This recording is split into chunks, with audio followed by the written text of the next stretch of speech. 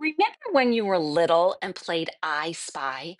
The whole game was about noticing something that was there all along, but hidden until you looked for it. Hi, everyone. I'm Chaya Parkoff, licensed clinical social worker, high performance coach, speaker, and educator of ancient Jewish wisdom.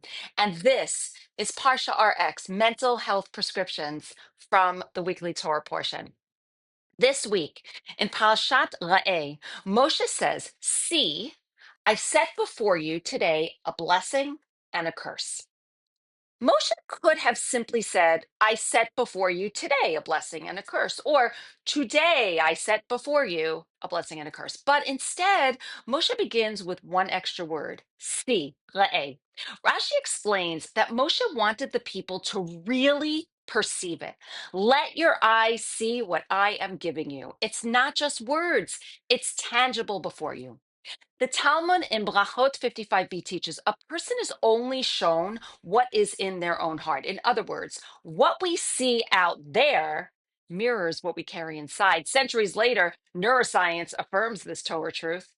Our brain filters reality through the lens of our inner world. Trauma and stress narrow our vision, wiring us to scan for threat, but gratitude and safety expand our perception, allowing us to see blessings that were there all along.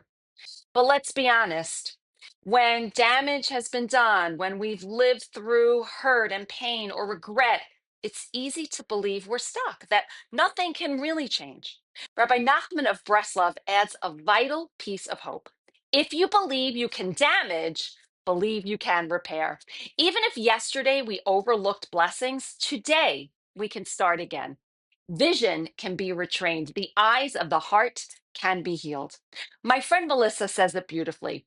If a child wants to find bugs, they'll always find them because they go out looking with curiosity and expecting to find them. We can choose to approach God's blessings the same way.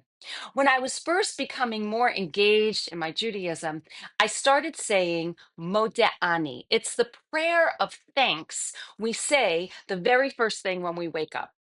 Thank you for giving me another day. At first, I was clumsy. I read it from the Siddur, the prayer book, stumbling through the Hebrew, then repeating it in English.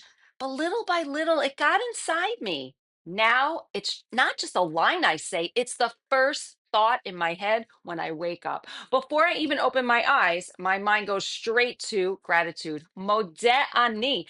And the words themselves are so powerful. The last two words, Rabba emunatecha, can be translated as I have faith in you, God, but also as you, God, have faith in me. That no matter how many times I've fallen short, and I've fallen short many, Hashem returned my soul because he believes I still have something to bring into the world today, and so do you. That changes how we see everything. So, what is our Parsha RX for this week? Play I Spy with blessings once a day. Pause and say, I spy a blessing. It could be the smell of coffee, the sound of laughter, a moment of quiet, or simply the gift of opening your eyes in the morning. And if you're not saying Moda'ani, maybe now is the time to start.